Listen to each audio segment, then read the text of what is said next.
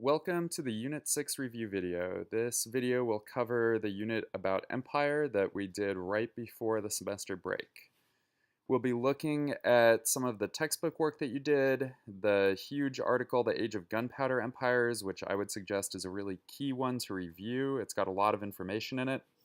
History Lab number 9, another really useful companion piece to the Gunpowder Empires article. It follows up on a lot of cultural things going on in those empires.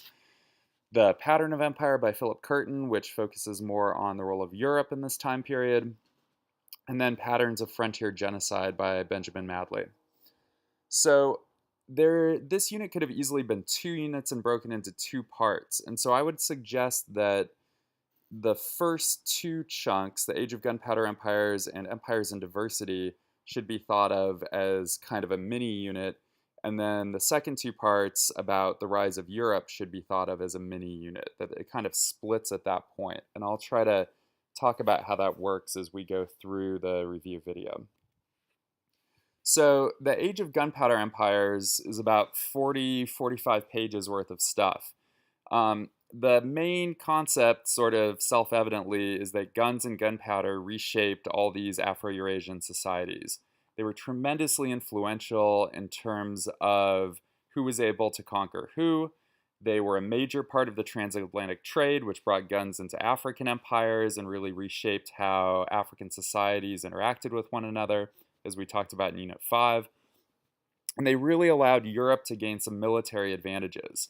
The reason for this, and if you think way back to Unit 2, Europe, right after the Protestant Reformation, gets split into these warring smaller countries that are fighting over which branch of Christianity will win out, Protestantism or Catholicism.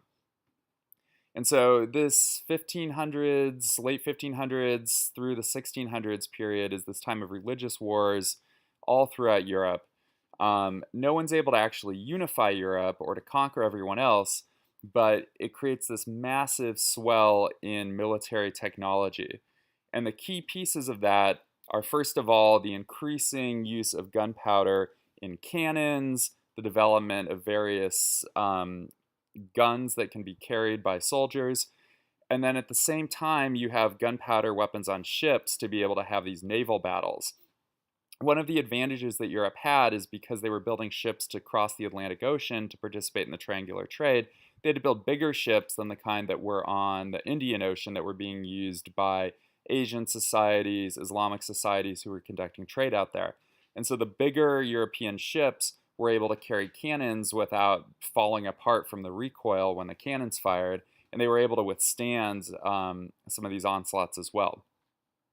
The last piece of this for Europe that was really important was having trained professional militaries, which was a new, I guess you could say, invention almost in world history. The idea that you would drill people, you would teach them not to run away when things got bad, you would have them line up, you would have them fire together in unison. This was all new, that you'd have them wear uniforms so that they could be identified. This was fairly new stuff, but it proved to be really useful in the next few hundred years of warfare. So that's the first key idea in this article, and that took you through the first couple sections if you were looking back through it. The rest of the article talks about a lot of different societies and their relationship with gunpowder. For a lot of societies, gunpowder allowed empires to expand. The Russian Empire starts as a bunch of city-states that get conquered by the Mongols and then regain their independence. And with gunpowder weapons, they're able to expand eastward from Eastern Europe all throughout Northern Asia, throughout Siberia, conquering just tons and tons of hunter-gatherer groups, pastoralist groups. The Russian expansion looks a lot like the American expansion westward, except the Russian expansion is eastward and happens a couple hundred years earlier. It happens mostly in the 1600s. You have a lot of people traveling down rivers, much like American explorers west were doing. They're building forts at rivers, and they're slowly conquering and assimilating various groups that are out there. Disease is actually fairly helpful to these invaders because they're conquering hunter-gatherer peoples who haven't been exposed quite the same way. The Ottoman conquest is also aided by gunpowder weapons. They conquer the very, very, very long-lasting Byzantine Empire, which had been around since it split, since the Roman Empire split The Byzantine Empire has just been kind of hanging out here in Eastern Europe. And they've been gradually losing territory to the Ottomans. And finally, in 1453, the Ottomans, using rented soldiers and cannons, I believe, from European militaries, are able to take over Constantinople. They rename it Istanbul, and the Byzantine Empire is no more. Finally, you've got, actually the article, before I jump to the last point, the article talks about a few other empires. It talks about the Mughal Empire that we'll talk about in the next slide a little bit more, the Safavids, who were in Persia, who were constantly sort of at odds with the Ottomans, and we'll talk about that more in the history lab. Japan and China had different relationships with gunpowder, I would say, than Europe, than the Ottomans or the other Islamic empires. And the reason for that was, at least in the case of China, gunpowder was not necessarily as useful. Having offensive weaponry was not particularly important to the Chinese, who were mostly trying to keep themselves protected from Mongol-like conquests. That's what the Great Wall is for. That's what having 1 million guys sitting on that wall with crossbows is for. And you could arm those guys with guns, but it's really not any more effective than just giving them some crossbows. So, and it's tremendously more expensive at the time to give them guns. And the guns, they're not totally efficient and effective yet. So for the Chinese, gunpowder wasn't particularly important as a way of making war. In Japan, gunpowder allowed the society to coalesce around a more centralized government, but gunpowder was also very threatening to that government. So as soon as power was kind of unified under the Tokugawa shogunate in the 1600s, Japan banned gunpowder weapons. There's some cultural aspects to that as well. The idea of samurai and this kind of elite warrior class is really important in Japan. And as soon as you have gunpowder weapons, anyone can just go and shoot a samurai. And their elite status as this highly trained fighter is no more. And so to keep these cultural pieces in place, to keep the government from feeling threatened by attacks, Japan decided, and being an island makes this much easier to do, Japan just simply eliminated gunpowder weapons and closed their borders in this time period. The Empires and Diversity Lab, I think, is really crucial for thinking about different empires and how they dealt with the fact that there were tons of different people, different cultural groups and ethnic groups within their borders.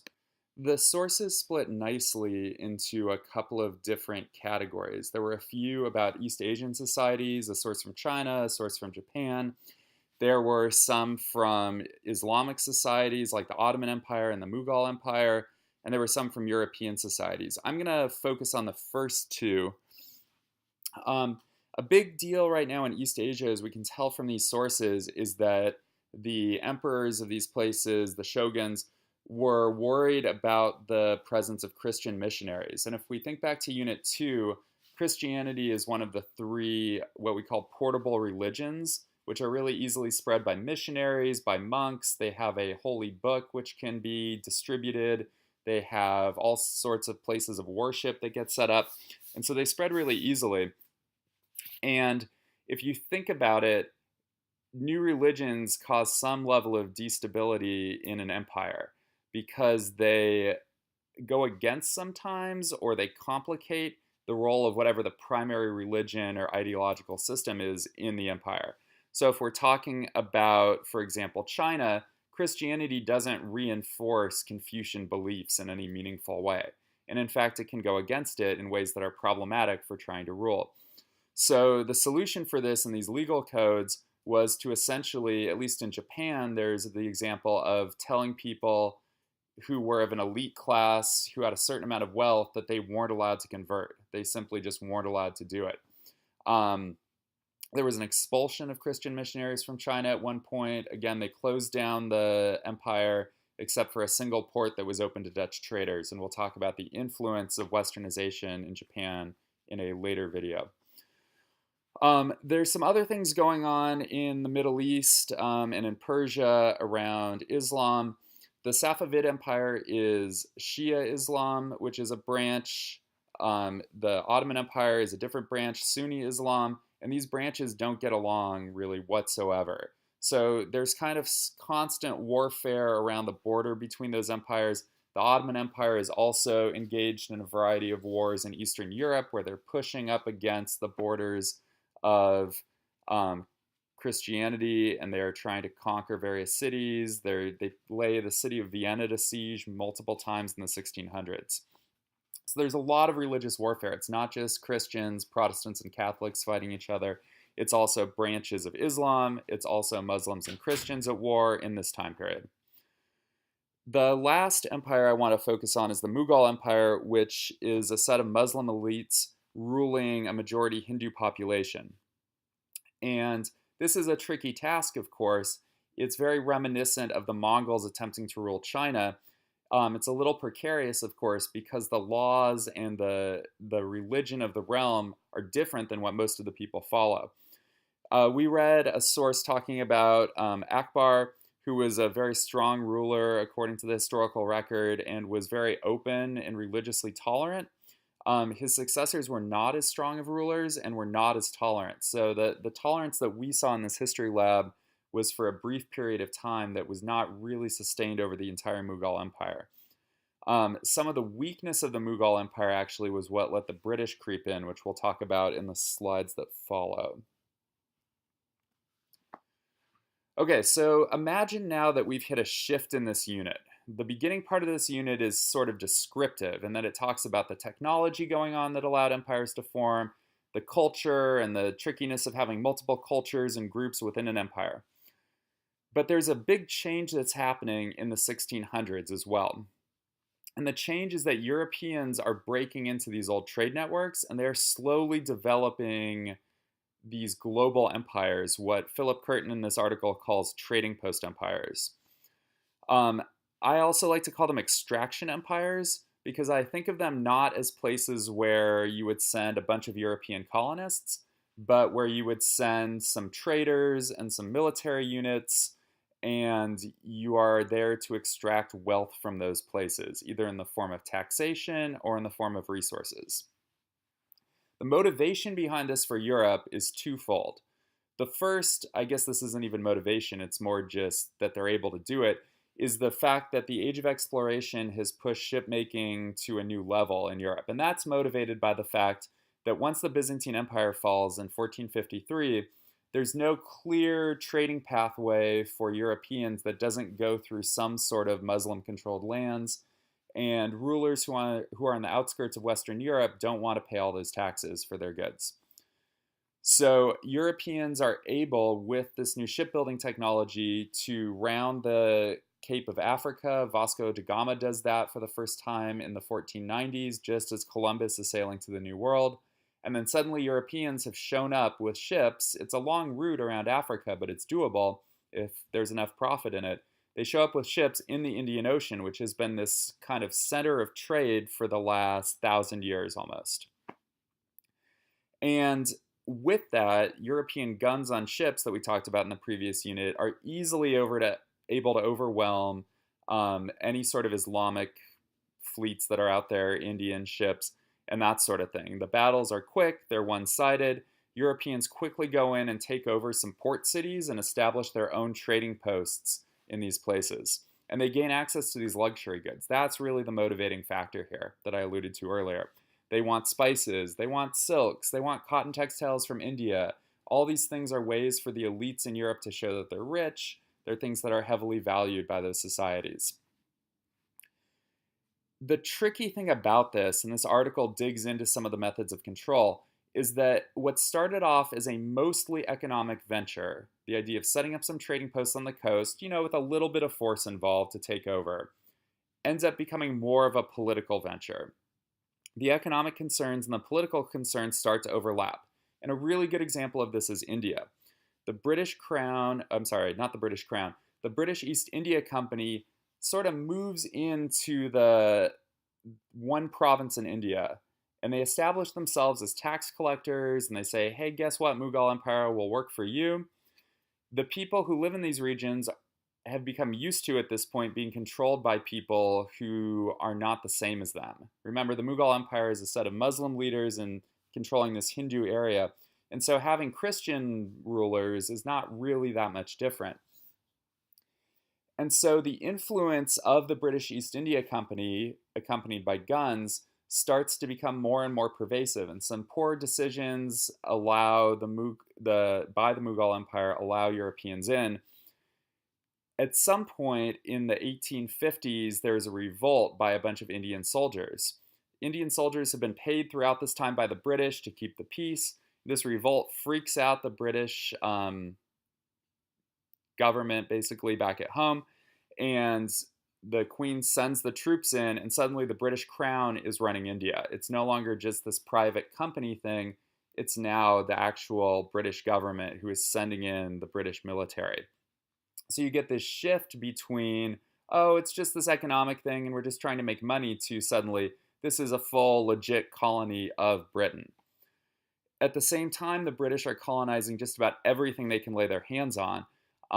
They colonize Australia, obviously North America, South Africa for a while, all over Southeast Asia. And this is also happening. France is doing this, the Dutch are doing this, the Portuguese are doing this, the Spanish are doing this.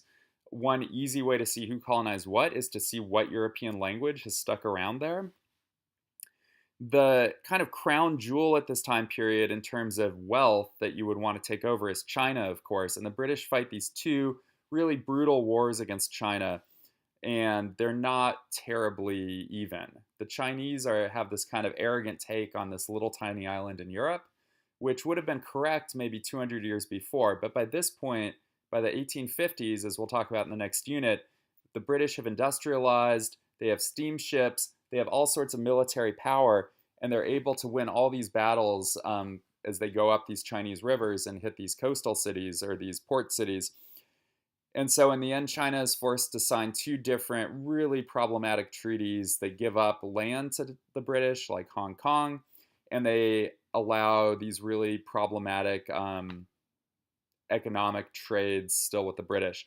The reason that the British are so intent on sending opium into China is because they're growing it like crazy in India. So there's a relationship between their colonies and then the trade setups that they want to make. The last piece of this unit, and then I'll leave you with an AP question, is patterns of frontier genocide. And I'll touch on this quickly. It's not going to come up a ton on the AP test, but I think it looks at another side of colonialism by Europeans in an important way. And last slide, I would say, was about extraction empires. This one is about settlement colonies. And the difference is that in certain places, North America is one, Australia is another, South Africa is yet another, all of which are featured in this article. Those places have climates that are really good for European-style agriculture. And so as Europe gets more crowded, as they reap the benefits of the Columbian Exchange and have potatoes that can feed thousands and millions, they end up having this extra bunch of people who are going to start spreading out into these colonies that have ideal climates. The problem is that there's already people there, regardless of what Europeans want to believe about this being kind of empty land that's ready to be exploited. The British, for example, think of it as empty land because no one's farming there, not because there's no people there. And so as soon as the British show up, or the Germans or the Dutch or whoever, they end up in conflict with the local hunter-gatherer groups. And the reason why that is because there's a limited number of resources in the environment. When you start cutting down forests to raise crops and create farmland, you are killing the natural habitats of the things that were being hunted, and the hunter-gatherer groups get pushed out of the best land. The conflicts that started between hunter-gatherer groups in California and South Africa and Tasmania did not look like typical European-style warfare. It looked like guerrilla warfare, since these hunter-gatherer groups clearly didn't have gunpowder, they didn't have metallurgy, they were at a huge disadvantage. They're fighting essentially with like rocks and slingshots, which can kill people as long as you're careful about it. So Europeans were surprisingly unsuccessful in conquering these groups. And I think there's an interesting reason for this, which is Europeans like the Spanish conquered the Aztec and the Inca really quickly. And the reason they did that is because they inserted themselves into the already existing hierarchies. They basically took out the elites and replaced those elites with themselves. But those sort of hierarchies don't exist in small tribal hunter gatherer groups. And those groups were fighting essentially for their lives, not just for some sort of empire that they may or may not be very happy about. And so Europeans felt like they were waging this asymmetrical war that wasn't going their way and that the other side wasn't fighting fair. And with the help of some social Darwinism, it made it really easy for European groups to start engaging in genocide, where once they were somewhat unsuccessful in putting down this unrest, they would simply start killing women and babies and anyone in sight. And the key to this article, or one thing that's interesting, is it shows how similar these conflicts were in various places of the world. This was a pattern that replicated itself. And it didn't replicate itself because Europeans said, oh, that worked really well over here. It replicated itself because the same sort of ideologies were floating around about how military warfare should look and about who deserved basically to be alive and use the land. Okay, so we're at the end of this unit, and here is an AP question for you. It will take you back to the Gunpowder Empires article, which I encourage you to look back through if you have the time. I know it's pretty long, but there's a lot of stuff in there. The question is, between 1450 and 1800, compare the process of empire building in the Spanish Empire with the empire building processes in one of the following, either the Ottoman Empire or the Russian Empire. So this actually takes you back to the previous unit a little bit, or the previous two units, thinking about the Spanish Empire, and contrasting it, thinking of a key similarity and a key difference with the Ottomans or the Russians. So I encourage you to pause here, take a while to work on a thesis, think about what evidence you use, and in a minute I will move on to the next slide for answers. So if you are listening to this, I'm about to move on to the answer part of the slide. I'm assuming that you're ready for that. Here we go. I made a nifty little chart here of similarities and differences. I basically checked out both possible things that you could compare. So I have similarities and differences for the Spanish and Ottoman empires, and similarities and differences for the Spanish and Russian empires. I just picked out some key things here that I thought were important to how the empires worked and how they expanded. I ended up going with the Spanish and Russian empires because I thought the difference was a little bit easier. Some of the differences of the Spanish and Ottoman empires that I have here, like Christianity versus Islam, I don't think are necessarily all that amazing in terms of key differences.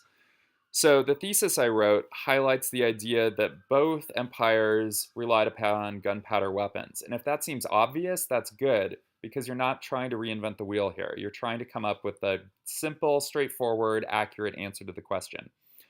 I think what's important, and I mentioned this earlier, is that the Spanish conquered a couple of major agrarian civilizations in the Inca and the Aztec. They also conquered other groups of people, but they sort of inserted themselves into these agrarian hierarchies, whereas the Russians conquered mostly when they were expanding a mix of hunter-gatherer people, pastoralist peoples.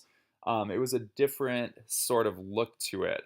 It looked a lot more, as I said earlier, like the expansion of European Americans westward in the United States and pushing out the native peoples further and further westward in a lot of cases. If you remember back to 8th grade, for example, in the Trail of Tears. So I think those are some key differences that I could spend a good chunk of time talking about. I think the Spanish and Ottoman similarities and differences, though, are also pretty interesting. Gunpowder pops up there as well. The role of disease is really different in those conquests because the Ottomans are fighting, for example, the Byzantine Empire, which is right next door to them, which is exposed to all the same diseases, whereas the Spanish are obviously way far out from their imperial core and have diseases working in their benefit. I hope this video was helpful, and stay tuned for the next one, which will be about industrialization.